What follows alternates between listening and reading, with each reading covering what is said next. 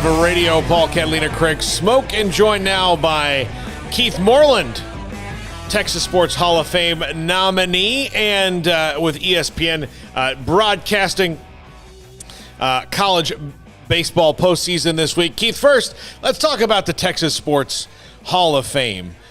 For someone who did so much in sports in Texas, and then, being a Texan in Major League Baseball, what did that mean to you to get that nomination? Well, anytime that you have the opportunity to, I love the state of Texas. I was born and raised here. I love to hunt and fish and be a part of the state, and to have played high school sports and college sports in the state. It is such an honor just to have your name mentioned with some of the greats that are involved in that.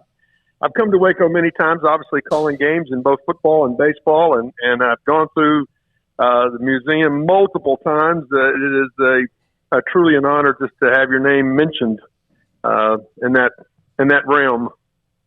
Did you ever think that would include your name? Well, no.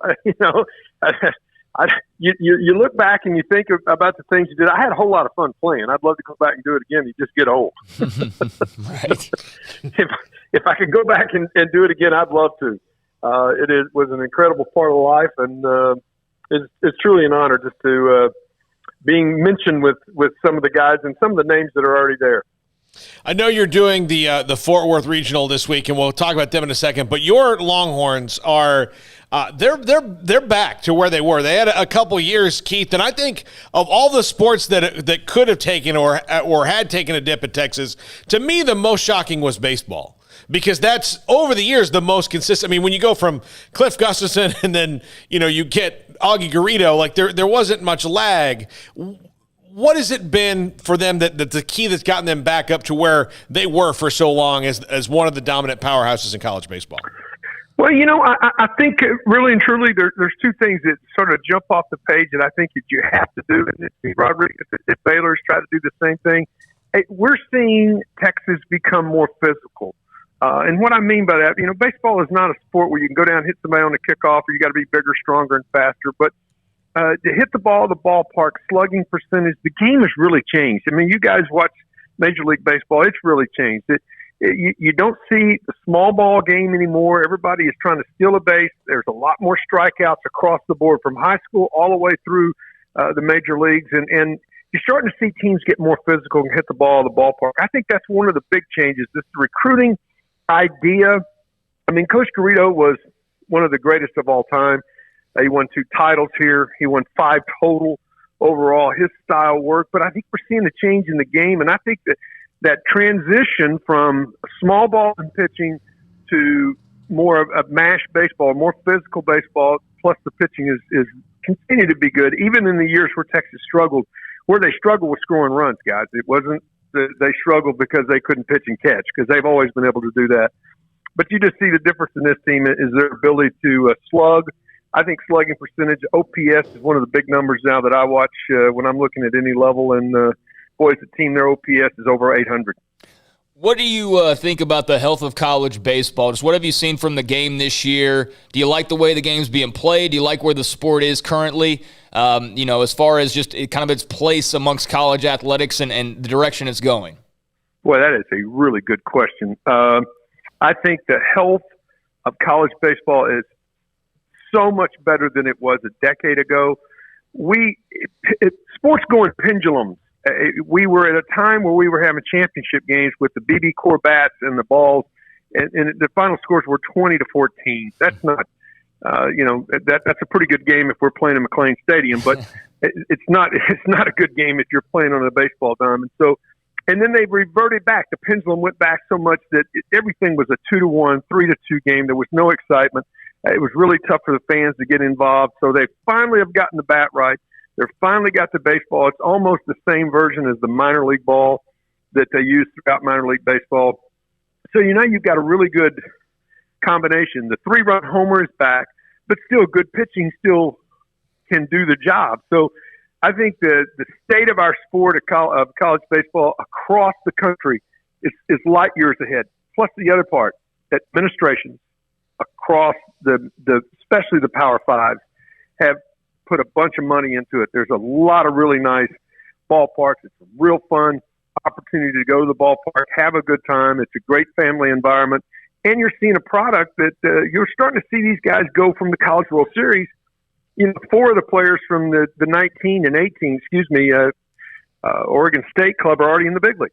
So you're starting to see that transformation where people would say, oh, that guy's a good player, and then they turn up to play with their favorite team. All right, look, in the regional you're covering, TCU takes on that Oregon State team, or I guess potentially takes on Oregon State. Your thoughts about that regional and Jim Schlossnagle and TCU in particular? Well, congratulations to them. I think they played well all year long. Coach Schloss does a great job of, he's got a style and a commitment to what he does.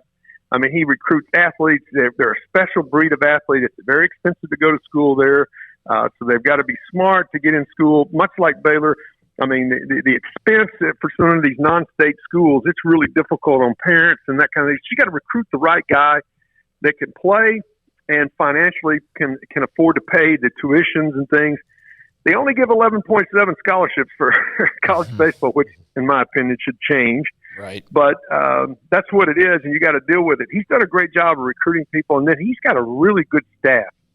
And his staff does a great job of taking young players and building them along and bringing them up where they're a really good blend. They do a good job of development is one of the things that I see, and they have done that for the last decade. I mean, Texas Tech and TCU have been the premier program in the state for basically the last decade. Now Texas is trying to get back into that mix where Texas was the premier program for probably 5 decades. So you're seeing that. I really like them. They did not get any favors, even though they're a national seed.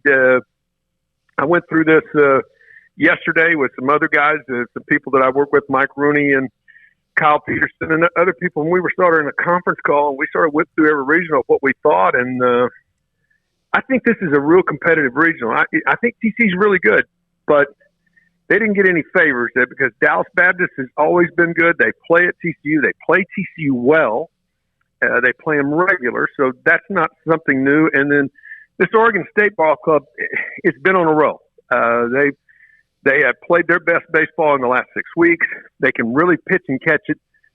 They don't have a tremendous amount of offense, but one thing that they do, and they do so well, is they create some offense with the things that they do. They got 3 guys in the middle of their lineup that can hurt you at any time. So I really think this is a competitive regional. I think Saturday's game in the winners bracket will be really fun to watch. Obviously, Texas is the highest seed of the Big 12 teams, but do any of these 3 set up better than the others for what it's going to take to not only get to Omaha, but win in Omaha?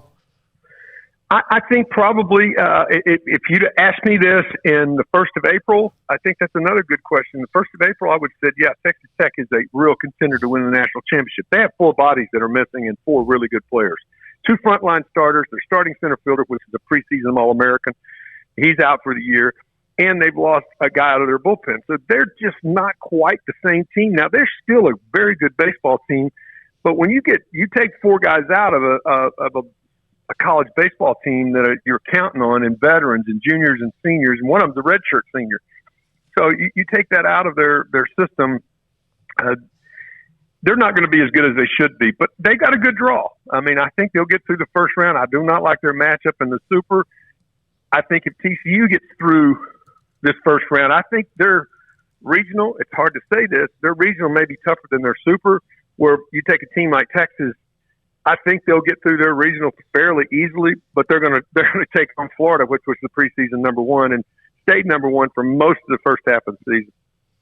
So how excited are you just to be at a regional and fans and the buzz of the crowd? I mean, we've seen it over the last couple of weekends with different sports, the NBA playoffs, college softball World Series. Just how excited are you to kind of just be in a regional and have it be somewhat normal? Well, it is somewhat normal. There will be they're allowing 3,000 people. That's pretty much capacity at Lipton. The infinite wisdom of who I work for on ESPN. All of us are calling these games from our home studios or from different studios. So we're not on campus this first round. Now, next week in the Supers, There's a rumor mill throughout the company that we are going to be on campus, and that will be really fun to be back in a press box, back in a broadcast booth, and see everything live and being back there, because it takes a lot of work, time, and effort to call one from home. It is a lot different feel because you don't get to see everything that you normally would see when you're on site. So it will be fun. It's going to be great to hear the crowd and see the crowd, because, like I said, it's right at capacity. But unfortunately for us in this industry, we've been at home most of the year. We're ready to go back to work and be at the ballpark. Keith, how much intrigue will be added to this postseason in the fact that LSU and A&M both have open coaching spots? Oh, I tell you, there is a lot going on behind that. And also, now let's throw another one in there that's been a really good program. Rice is open as well. Yeah. So, there is a lot going on behind the scenes. We've seen just from talking to other people in different parts of the country, there's a lot of people that's already been in contact, even though we're playing in the middle of this, trying to find out if they get permission. You've got 3 programs, and we've heard that there may be a couple more, especially out west, that may be coming open. So this is going to be unusual. There's some names. Guarantee you that Jim Schlossnagle, as you just mentioned, even though he's been 18 years at TCU, there's a great chance people are going to come after him. I mean, I think that would be LSU more than maybe A&M. So, Dan Hefner at Dallas Baptist, he's been offered a couple of jobs. I think Baylor even looked into that when they were looking to hire Coach Rodriguez, which, oh, by the way, I really do like and enjoy, and I think he's done a great job and continue to do a great job. They should be in. Let's start with that. I don't know how they're not in. So, but yeah, it's going to be an interesting year, an interesting off season, and they will try to get this done.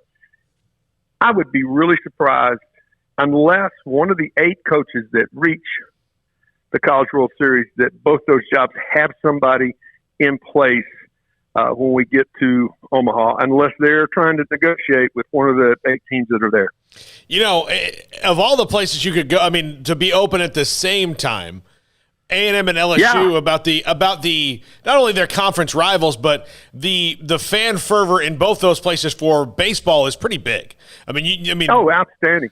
There's no place better in America that I can think of. Maybe Bond Stadium in Fayetteville that is more fun to sit and watch a game as to be at Bluebell. So you're absolutely correct. It is interesting that those 2 programs, storied programs, are going to have somebody to replace it, and it will send shockwaves up and down, because they're not going to go hire somebody new. It's not going to be somebody's first job to take either one of those jobs. It's going to be somebody that's already existing in this world and a college baseball world, and then there'll be trickle-down effect. What happens after that? Craig asked you earlier about the state of college baseball. I'm curious your thoughts on the state of Major League Baseball right now and the way that the game is kind of all or nothing, home runs and strikeouts. From an old school guy like yourself, we had David Murphy, Arthur Rhodes, Jason Jennings on all last week. Curious as a longtime former Major Leaguer yourself, how do you feel that the game plays out right now? Well, it's so much different than the way it was played when I played. I mean, a leadoff double, your job, I played with guys like Mike Schmidt, Pete Rose, and Andre Dawson, and Ryan Sandberg. There's a leadoff double. The next guy's job is to hit it to the right side and move that guy up for the next guy, and you play offensive baseball to score runs. You just don't see that anymore. It's all or nothing, just like you said, and I think that's why you're seeing more and more no-hitters. I mean, guys are getting bigger, stronger on the mound. They've got good stuff. And you also have hitters that are no longer in the contact business. They're in the home run or extra base hit business. And it's just really changed the game. Home runs sell tickets, no hitters and 2-1 games don't. So, I think that's where the direction Major League Baseball's wanted to go. And I think that's where we're at. And it's not the same type of game. It's reciprocal, though.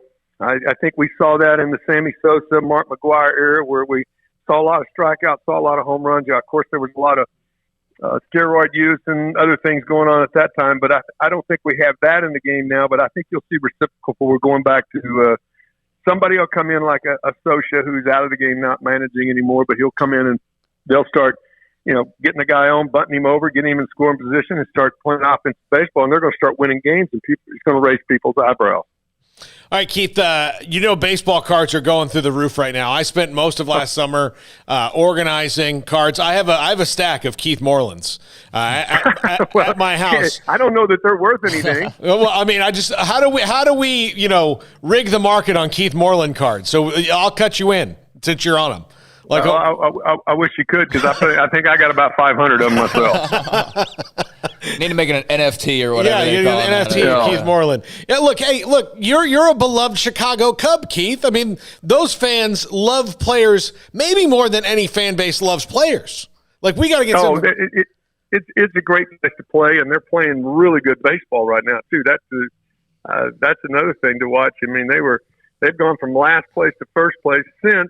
And if you're a sports fan or a baseball fan, since Anthony Rizzo struck out Freddie Freeman when they were getting killed in the game, and they needed a pitcher that was not a pitcher in the game. Since then, they're 26-7, I think, and they've taken over first place. So they're playing their best baseball of the year. I hope it holds on. Well, Keith, enjoy broadcasting from home. I know it's strange it is. To have to do that, and we hope that you get around next week and get out of the house and get to get into a ballpark where you belong, Keith. And well, you guys in the greater Syntex area, y'all need to stop the rain, because it has been pouring down here. I don't know if you are getting it. Yeah. We are. Oh, yeah, we yeah. are. Yeah, it did rain for like 8 hours yesterday, and I thought, man, that's nice. We're at drought. Yeah. That's nice. Yeah. All right, guys. Thanks. All right, thanks, Keith. Keith Moreland, Texas Sports Hall of Fame nominee, and absolutely should get. He was dominant at Texas as a baseball player. Yeah, I don't remember much. I'd have to go back and look, but I enjoyed talking baseball with him, and I like what he had to say about the state of college baseball. Seems it's in a really healthy place, and we could have dove more into Baylor not making it, but I think he made his point pretty clear in just what he said. They should have been in. So, I know Drake Monday or something had his case for why Baylor should have been in. And, there's arguments to be made, but fact is they're not. And I think Steve Rodriguez will get this thing going, back in the right direction. I would be shocked if they're not, right back in the thick of things next year after the way this year ended. I know they'll lose some talent, but they'll be back. They'll bounce back from that, and they'll learn a lot from the way this season went. And, definitely learn from that last month of the season when you basically all you had to do was just win a couple games here and there, and you failed to do so. And that's why you just can never, ever leave it in the hands of a committee. You can never leave it in the hands of a vote. Baylor football learned that with the college football playoff.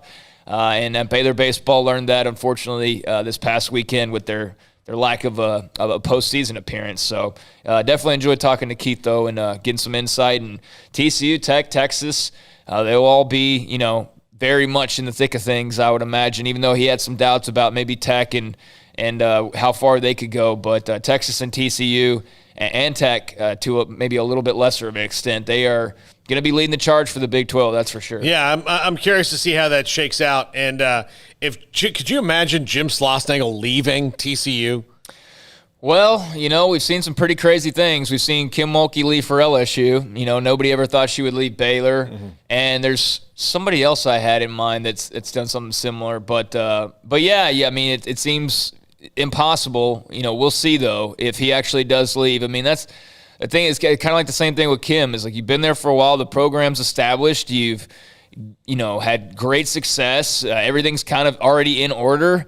Do you want to pick up and move? And that's the thing is some people love the idea of starting somewhere fresh and new. Maybe you're just want new scenery, new part of the country, whatever the case may be. But yeah, I think it's going to take a lot, and it would be crazy to see him leave Fort Worth. Yeah, but look, there are two, like I mentioned to Keith, Bluebell Ballpark and Alec Box Stadium are places where the fans are into it. Mm-hmm. I mean, and they sell out, and you've got a lot of people coming to games. So as a recruiting tool, you can't get much better than that. I'm surprised A&M moved on from Rob Childress, but again, Ross Bjork didn't hire Rob Childress. Right. I mean, anytime there's an AD change, it's always almost inevitable. He's actually, I think, 3 ADs down from the AD that hired him. So, again, that's always – if you're a couple ADs down, and even though you might have been successful, when you get to the point of, you're not as successful, then what is that AD who didn't hire you? He's not going down with that. Mm-hmm. he can go and hire a new one. And the thing that schools like A&M and LSU have, I mean, of course, Paul Maneri's retiring, but and like you fire a coach at A&M, and it's not like you're going to be like, oh, does anybody want to come here? They'll have a line of people that want to come there because of the money that they can throw at people. It's ridiculous. So, and I'm just curious, and especially those two probably going after some of the same candidates. I would think so. Yeah. Yeah. I mean, they're I mean, that's each other's biggest rival now. In most sports, maybe not football. It's probably A&M's biggest rival in football now. Obviously, A&M's kind of in a similar situation if you think about it. Their biggest rival was always Texas when they were here, but Texas' biggest rival was Oklahoma, and A&M was secondary in spite of how much crap they talk back and forth to each other. And now A&M's biggest rival in football in the SEC is LSU, but LSU's most important team right now is Alabama. In football, yeah. In football, yeah. And everything else is probably A&M and LSU are legit the rivals just because of the proximity. All right,